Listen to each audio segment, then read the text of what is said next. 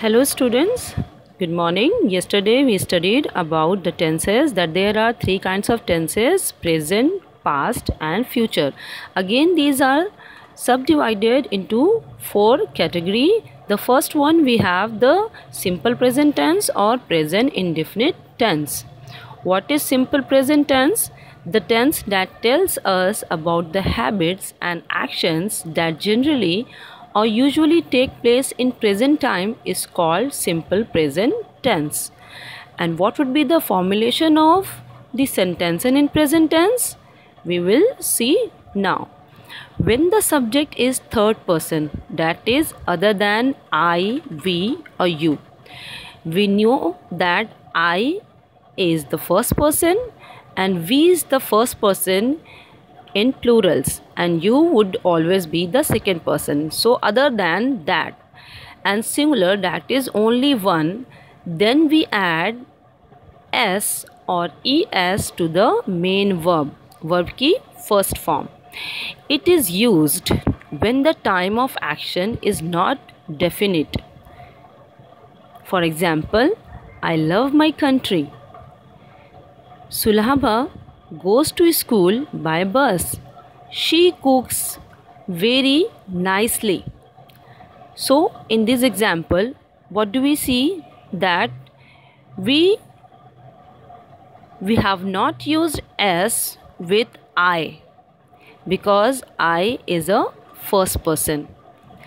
We use s or es with third person, not with first. So in the third sentence, she cooks very nicely. Here she is a third person and we add s with the main verb cook to show the state of an action that is in present. Okay, so the word becomes she cooks very nicely. Okay, second up we have for habitual, regular, periodic actions. For example, Auntie travels by metro every day. Here Auntie is the name of a third person, so we should add s to the main verb, that is travel, to show the present tense here. Okay, so here in positive sentences, the sentence structure would be s, that is subject, plus we first plus s or es with the singular subject. Okay, and with plural subject we don't need to use s with the verb. So the structure would be s plus we first plus object then complement. Okay,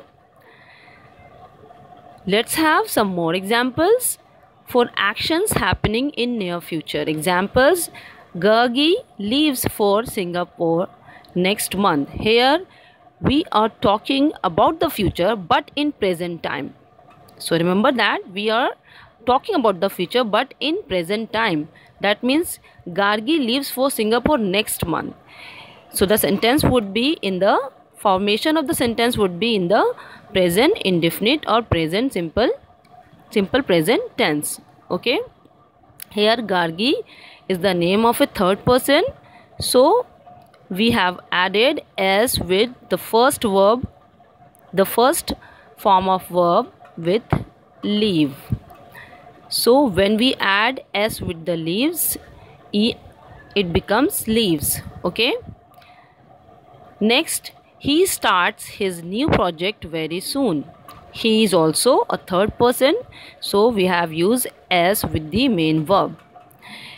Priyal gets promoted as MD of the company. Here Priyal is also a third person, so we add s to the main verb get and it becomes gets. Priyal gets promoted as MD of the company. So all these sentences are in positive form. These are positive sentences. For universal and eternal truth, God is gracious. The earth completes its revolution around the sun in 365 days. All of us depend upon the trees for the survival. So the same rule would be applied to show the universal or eternal truths. So we have seen that in positive sentences, the structure would be as S plus V plus object with third person singular, we add S plus V plus S or ES and object plus complement. Okay. Now we will see the sentence structure in a negative sentence. What would be the sentence structure in negative sentence? Remember that S means subject. S plus do slash does plus not plus V1 plus object. For example, Vidhi does not like cookies. So negative sentences में हम subject के साथ do या does according to the singular or plural numbers of the noun. Plus not, then plus V first, okay? Then the object comes. So for example, Vidhi does not look cookies. Vidhi is a subject here. We add does because Vidhi is a singular number here. So we added does here. Then we add not, then plus the object that is like cookies. Okay. Now try to make more examples on negative sentences pattern as like Sohan does not fly the kite. Here Sohan is a third person and we use does with third person. But what do we use with first person? We use do. For an example, I do not fly a kite. We never say that I does not. We always say I do not fly a kite. Okay. So remember that with I and we use do. Move on to the interrogative sentence structure. What would be the interrogative sentences? You know that the sentence which asks questions, that is called interrogative sentences. So in present indefinite tense, what would be the sentence structure of an interrogative sentence? It is as follows. It would be start do slash does plus subject plus V1 plus object and then question mark. As like, do you know Punjabi? Here do comes first according to the subject. You is the second person here and we use do with second person. Okay. And when the third person comes, we use does. As like, does she complete her work? Or sometimes sentences start with WH family as like, where does Sohan fly a kite? Or why do I not fly a kite? So these are some of the examples of present indefinite or simple present tense. You must do practice on making sentences on present indefinite or simple present tense.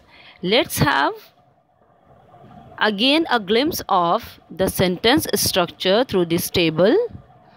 Here we have simple present structure. Again, try to keep these in your mind. Okay, S plus V1 plus O with third person singular, S plus V1 plus S or ES. Okay, so that's all with this class. Try to make 10 sentences related to simple present tense. Some on positive, negative and interrogative. Okay, I'll see you in next class.